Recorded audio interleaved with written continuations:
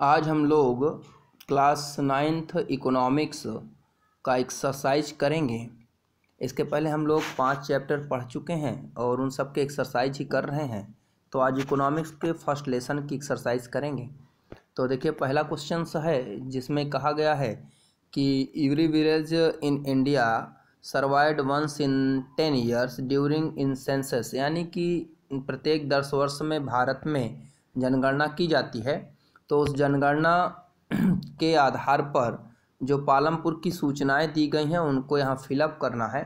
तो लोकेशंस देखते हैं। लोकेशंस आपको बताया गया था पालमपुर बुलंदशहर पश्चिमी उत्तर प्रदेश है। तो यहाँ पर आप लोग लिखेंगे बुलंदशहर पश्चिमी उत्तर प्रदेश या western Uttar Pradesh. Total area of village, total area इसका था 226 हेक्टेयर्स, यानी 226 हेक्टेयर्स।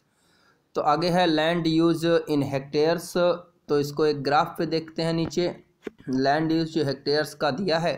तो यहाँ दिया है, देखिए 26 हेक्टेयर यहाँ दिया है। यहाँ पर अनइरिगेटेड लैंड नहीं है, तो जो बचा शेष 200 हेक्टेयर्स उसको हम लोग इरिगेटेड में भर देंगे। ठीक है, नेक्स्ट देखते हैं। डी नंबर है फैसिलिटीज़ क्या है पालमपुर की।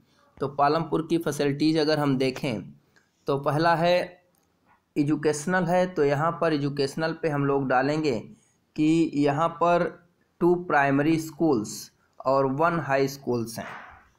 मेडिकल्स में आएंगे तो यहाँ भी 1 प्राइमरी हेल्थ सेंटर्स यानी प्राथमिक स्वास्थ्य केंद्र है और 1 प्राइवेट डिस्पेंसरी यानी क्लिनिक है।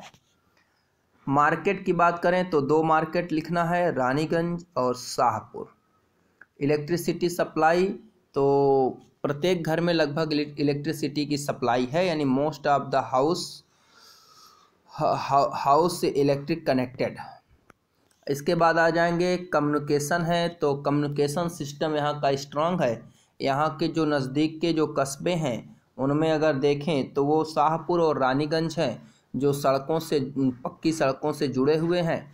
ट्रैक्टर्स, ट्रक, टेम्पो आदि इस प्रकार के सभी ट्रांसपोर्टिंग सिस्टम संचालित होते हैं। नियरेस्ट टाउन शाहपुर भरना है, यानी इसका नियरेस्ट टाउन शाहपुर है।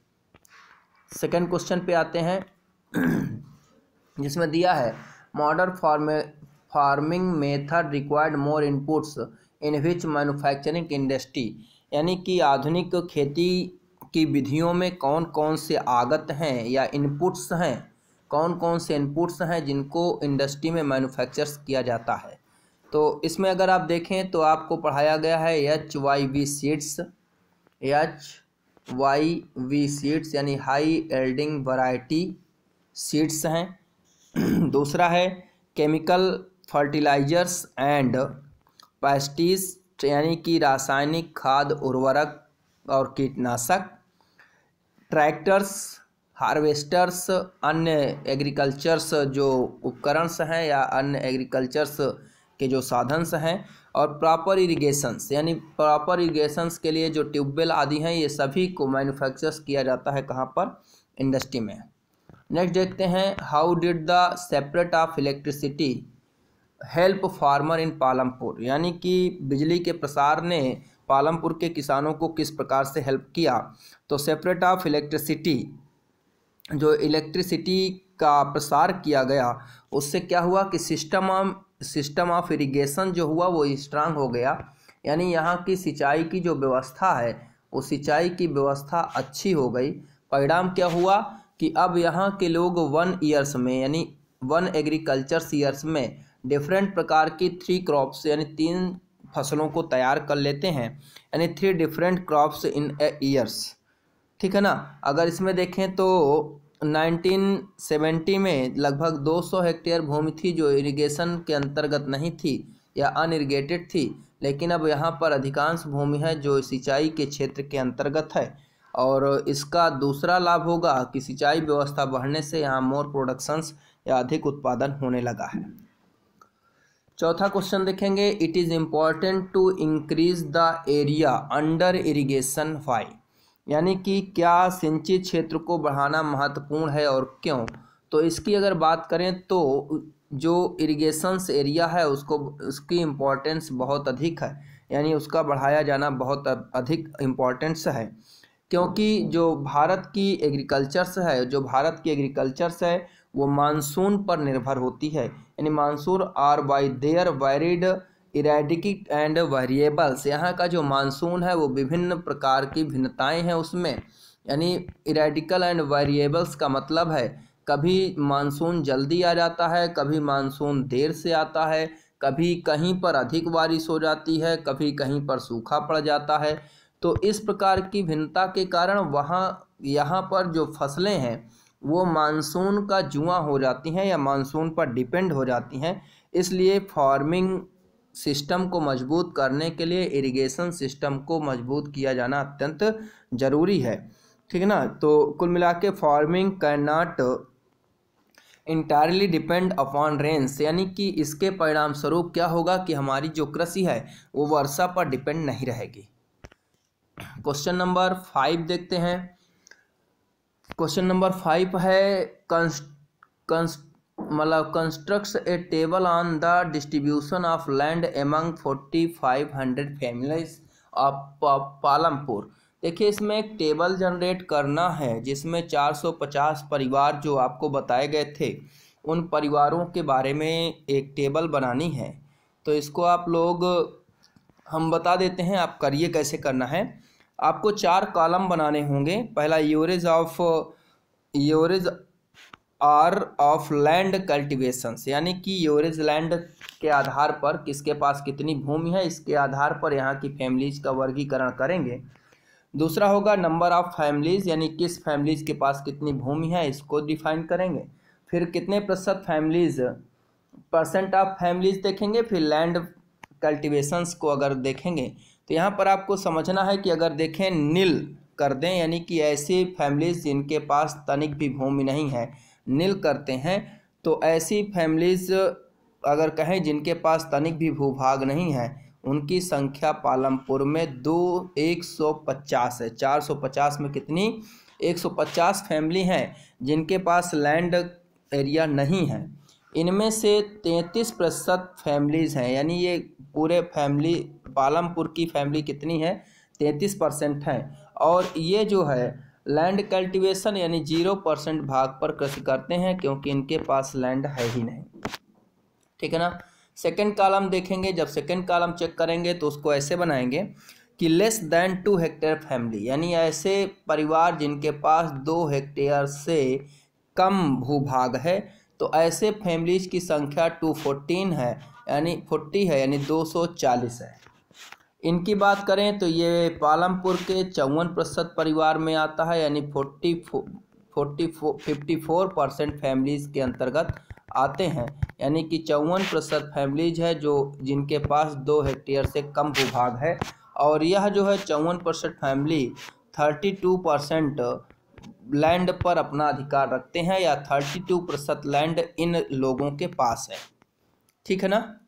और जो थर्ड स्टेप बनाएंगे वो थर्ड स्टेप ये होगा कि ऐसी फैमिली जिनके पास मोर देन 2 हेक्टेयर्स लैंड्स, यानी 2 हेक्टेयर से अधिक है, ऐसी फैमिलीज टोटल कितनी हैं 60 हैं, और ये मात्र 13% हैं, और इनके पास लैंड कितना है 68% है। समझ आया। आपको जो बनाना है वो ये है कि पहले ऐसी फैमिलीज जिनके पास तनिक भी भूभाग नहीं है तो वो 33 फैमिलीज़ हैं, 33% फैमिली हैं, यानी 150 फैमिली हैं जिनके पास भूभाग नहीं है। ऐसी फैमिलीज जिनके पास 2 हेक्टेयर से कम भूभाग है, ऐसे 240 फैमिलीज़ हैं और 54% होते हैं, और इनके पास 32% ही भूभाग है। 54% लोग हैं, 32% भूभाग है।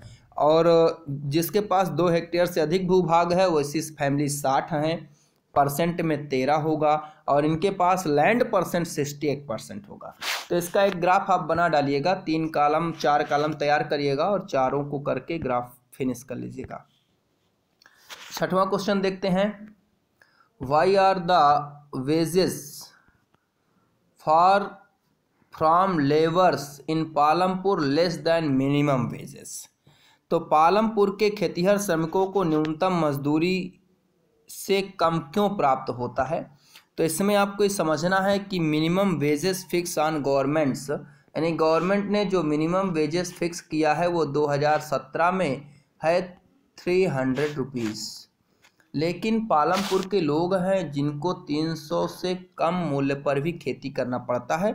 उसका मूल कारण जो होता है वो लेबर्स की डिमांड और सप्लाई पर है।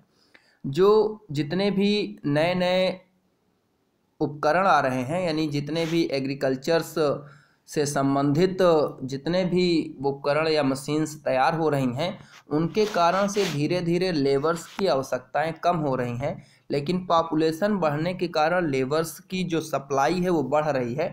तो जब डिमांड कम हो जाती है, सप्लाई अधिक हो जाती है, तो कंपटीशन तैयार होता है और उस कंपटीशन के कारण जो है यहाँ के जो लोग हैं उन्हें कम वेजेस पर कृषि करने के लिए तैयार होना पड़ता है। नेक्स्ट है, in the region talk to labours choose entire from labours are labours working at construction sites. यानी कि दो श्रमिकों से बात करना है जो विनिर्माण क्षेत्र में लगे हुए हैं या जिन्हें और उन्हें क्या क्या वाट वेजेस डू द गेट, उन्हें कितनी सैलरी प्राप्त होती है, वेजेस मजदूरी, उन्हें पैसा कैसे मिलता है, पेड इन ए कैश, यानी उन्हें पैसा नगद मिलता है या उधार मिलता है या वस्तु के रूप में मिलता है, उन्हें नियमित रूप से काम मिलता है यानी गेट वर्क रेगुलरी। अगला, आर दे बी डेब्ट, यानी क्या वे कर्जदार हैं। तो ये आप लोग लेबर्स किसी भी दो लेबर से बात करके आपको रिपोर्ट लगानी है, इस पर हम आपको कोई आंसर नहीं देंगे। अगला है, what are the different wages of increasing production on the same piece of land, use examples. यानी हम अपने किसी एक पीस पर यानी एक सीमित भूभाग पर कैसे प्रोडक्शन को अधिक कर सकते हैं या मतलब कि प्रोडक्शन को बढ़ा इंक्रीज कर सकते हैं, इसको जानना है। तो हमने आपको पीछे बताया था एक मल्टी क्रॉपिंग सिस्टम, बहुविधि फसल प्रणाली, यानी एक एग्रीकल्चर्स अ ईयर यानी एग्रीकल्चर्स ईयर्स में वो एक से अधिक यानी 1 से अधिक क्रॉप्स को तैयार करना बहुविधि फसल प्रणाली कहलाती है। ठीक है ना। तो पहला तो हो गया कि यही मल्टी क्रॉपिंग सिस्टम को लागू करना। दूसरा क्या हो सकता है, दूसरा है कि जो हमारी नीड्स है, जो आवश्यकताएं हैं, जैसे HYV सीड्स का प्रयोग करना, एग्रीकल्चर्स जो इम्प्लीमेंट्स हैं उनका प्रयोग करना, फर्टिलाइजर्स आदि का प्रयोग करके हम अधिक प्रोडक्शन कर सकते हैं, या उस एरिया में इरिगेशन की अच्छी व्यवस्था करके हम उस एरिया में या निर्धारित क्षेत्र पर प्रोडक्शन इंक्रीज कर सकते हैं। अगला है, describe the work of the farmers with A 1 hectares land, यानी किसी एक फार्मर्स के पास 1 हेक्टेयर लैंड्स है, उसे कैसे कृषि करना है। तो इसको भी आप लोग अपने से लिखिए कि क्या क्या करना होगा। तो किसी को कृषि करने के लिए सबसे पहला काम है कि कृषि शुरू करने के लिए उसे कुछ मतलब कि सफिशिएंट कैपिटल्स की ज़रूरत होगी, यानी कैपिटल्स की ज़रूरत होगी, पूंजी की ज़रूरत होगी, क्योंकि उस कैपिटल्स के माध्यम से वो HYV सीड्स लेगा, कुछ केमिकल्स लेगा और कुछ इम्प्लीमेंट्स लेगा। तो उनके लिए उसे सबसे पहले क्या चाहिए, कैपिटल चाहिए। उसको कैपिटल कैसे प्राप्त होता है ये अलग निर्भर करता है। इरिगेशन का एक व्यवस्था चाहिए कि उसकी सिंचाई व्यवस्था अच्छी हो सके। फिर उसे उसकी सिस्टम देखना है कि उसको कैसे कैसे क्या क्या करना होगा कि वो 1 हेक्टेयर भूमि पर कृषि कर सके। तो इसको भी आप लोग अपने से करेंगे कि 1 हेक्टेयर भूमि है, उसमें फार्मर्स को जो है मतलब कि भूमि 1 हेक्टेयर भूमि के मालिक के कार्य का ब्यौरा देना है कि वो कैसे कैसे क्या कार्य करेगा। 10th नंबर पे आते हैं, मंझोले और बड़े किसान, how do different medium and large farmers obtain capital for farming, how it different from our small farmer. यानी जो मंझोले और बड़े किसान हैं, मीडियम एंड लार्ज फार्मर्स हैं, वो अगले वर्ष की खेती के लिए कैपिटल्स की व्यवस्था कैसे करते हैं। और उसके डिफरेंट देखें तो स्मॉल फार्मर्स इस कैपिटल को कैसे इकट्ठा करते हैं। कैपिटल्स देखिए होता क्या है कि आगामी कैपिटल्स का मतलब होता है इन्वेस्टमेंट करने के लिए पूंजी की ज़रूरत है, यानी कि मनी की ज़रूरत है। तो हम अगले साल की कृषि करने के लिए जो इन्वेस्टमेंट करेंगे उसके लिए हम कैपिटल की व्यवस्था कैसे करते हैं। तो हम सिंपल तरीके से बताते हैं, इसको आप अपने से लिखिएगा कि जो मीडियम और लार्ज, यहाँ पर देखें कि मीडियम और लार्ज फार्मर्स हैं, उनके पास लैंड भूभाग अधिक होता है, इसलिए वो प्रोडक्शन अधिक करते हैं। जब प्रोडक्शन अधिक होता है तो उनके पास सरप्लस बचता है। सरप्लस क्या है कि जितना भी किसी फैमिली में प्रोडक्शन होता है, उस प्रोडक्शन को अपने परिवार के यूज के लिए निकाल लें, यानी जितना हमें, यानी मान लीजिए कि हमारी खेती से हमें 15 कुंटल गेहूं प्राप्त हुआ और हमें 5 कुंटल की ज़रूरत है, तो 10 कुंटल गेहूं क्या हो गया, सरप्लस हो गया। तो जो ये सरप्लस निकलता है, इस सरप्लस को वो ले जाकर नज़दीक की मार्केट में बेचते हैं और उससे जो मनी प्राप्त होती है, उससे मीडियम और लार्ज फार्मर्स अपनी कैपिटल की व्यवस्था करते हैं। समझ आ गया ना? तो कह सकते हैं sell the surplus in the market. वही इसके डिफरेंट में स्मॉल फार्मर्स की बात करें तो उनके पास जो हेक्टेयर जितना भूमि होती है, उसमें जो प्रोडक्शन करते हैं, उस प्रोडक्शन से वह जो है अपने परिवार के पालन पोषण को ही कर पाते हैं, यानी उनके पास सरप्लस नहीं बचता है। इसलिए आगामी वर्ष की कृषि के कैपिटल के लिए उन्हें लोन की ज़रूरत पड़ती है या लोन लेना पड़ता है, और इनके द्वारा जो लोन लिया जाता है वो हाई रेट इंटरेस्ट होता है, यानी बहुत हाई होता है। इसका जस्ट अगला क्वेश्चन है, वहीं आपको इसके बारे में बता देंगे कि उनको कैसे लोन्स प्राप्त होते हैं। ठीक है ना? चलिए 11th क्वेश्चन पे आते हैं। On what term did Savita gate A loan from the Tejpal Singh who Savita condition by different if she could get a loan from the bank at low rate of interest, यानी कि सविता को किन शर्तों पर तेजपाल सिंह से ऋण मिला, क्या वह ब्याज दर बैंक के ब्याज दर मिलने से सविता की स्थिति अलग होती? तो देखिए, आपको हम सविता के कंडीशंस बताते हैं कि सविता को आगामी वर्ष की खेती के लिए जो कैपिटल्स की ज़रूरत थी, उसके लिए उसने 3000 रुपये एक गांव के बड़े लैंड होल्डर्स, जिसका नाम तेजपाल सिंह है, तेजपाल सिंह से लेती है। उसकी 3000 रुपये का जो इंटरेस्ट रेट था वो था 24%। कितना था? 24%। ठीक है ना? साथ में एक कंडीशंस थी, यानी कि एक कंडीशन को एग्री करना पड़ा था कि जब भी फसल की कटाई बुआई का समय आएगा, उस समय सविता को तेजपाल के खेतों पर काम करना पड़ेगा, वो भी 100 रुपये पर डे से। अभी हमने बताया था 2017 के अनुसार 300 रुपये पर डे तय किया गया है, लेकिन उसे कितने 100 रुपये पर डे पर कृषि करना पड़ेगा, यानी कि 100 रुपये per day agreed work during the harvesting seasons, यानी जब हार्वेस्टिंग सीजन होगा तो उस समय उसे 100 रुपये पर डे पर तेजपाल के भूमि पर खेती भी करनी पड़ेगी और अपने इस पैसे पर 24% की दर से टैक्स भी देने होंगे।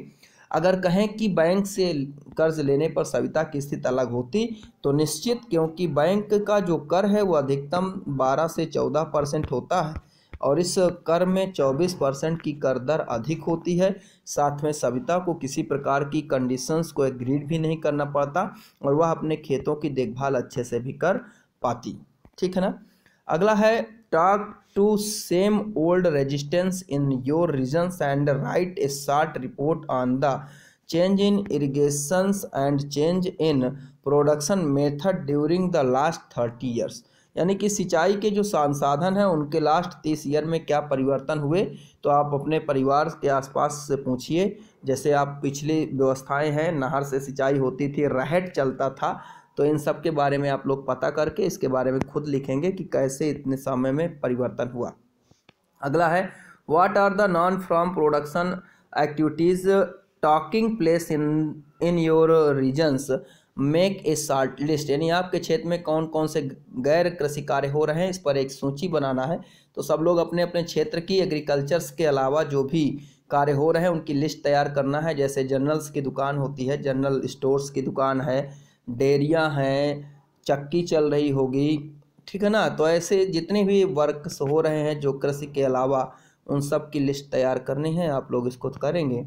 अंतिम क्वेश्चन है, what can be done so that more non from production activities can be started in village, यानी गांव में और अधिक गैर कृषि कार्य कैसे प्रारंभ किए जा सकते हैं। तो इसके बारे में आपको संक्षेप में बता देते हैं। जैसे फर्स्ट नंबर अगर देखें तो गवर्नमेंट जो है वो जो landers labours and small farmers हैं, गवर्नमेंट जो है ऐसे लोग जो लैंडलेस और लेबर्स हैं या स्मॉल फार्मर्स हैं, उनके लिए एक प्रकार से कहें तो चीप लोन्स की व्यवस्था कर सकती है। यानी कि चीप लोन समझते हैं कि सस्ते दर पर लोन प्रोवाइड करा दे तो उनकी कंडीशन सुधर सकती है। क्योंकि अभी आप पीछे देखें सविता की कंडीशन इसलिए गड़बड़ होती थी कि उसे हाई रेट का लोन प्राप्त होता था। तो पहला है कि इस क्षेत्र में ऐसे कार्य किए जाएं कि उन्हें कम दाम पर लोन प्रोवाइड कर दिया जाए। सेकंड ऑप्शन है, कह सकते हैं गवर्नमेंट शुड मतलब सेटअप रूलर्स वर्कशॉप्स, यानी कि गवर्नमेंट जो है रूलर्स वर्कशॉप सेटअप करे जिनमें वहाँ के लोगों का स्किल डेवलपमेंट हो सके, यानी स्किल लेवल ऑन बुलेट्स, यानी उनके स्किल लेवल को बढ़ाया जाए। तो गवर्नमेंट यह जो है रूरल लेबर पर ऐसे वर्कशॉप तैयार करे कि वहाँ के लेबर्स का जो स्किल लेवल है वो इंक्रीज करे या बढ़े। थर्ड नंबर कह सकते हैं कि गवर्नमेंट जो है वो मतलब कि improving the infrastructures of village, यानी कि गवर्नमेंट को विलेज स्तर पर इंफ्रास्ट्रक्चर्स को या कहें कि विनिर्माण की प्रक्रिया को बढ़ाने के लिए इन्वेस्ट करना चाहिए या विलेज स्तर पर उन्हें प्रोत्साहन देना चाहिए या सहायता देनी चाहिए। तो इस प्रकार से गांव स्तर पर गैर कृषि क्रियाएँ प्रारंभ हो सकती हैं। तो इस प्रकार से आपका ये लेक्चर्स एक्सरसाइज का ख़त्म हुआ। तो आप सभी लोग इसकी एक्सरसाइज कंप्लीट कर डालेंगे। धन्यवाद।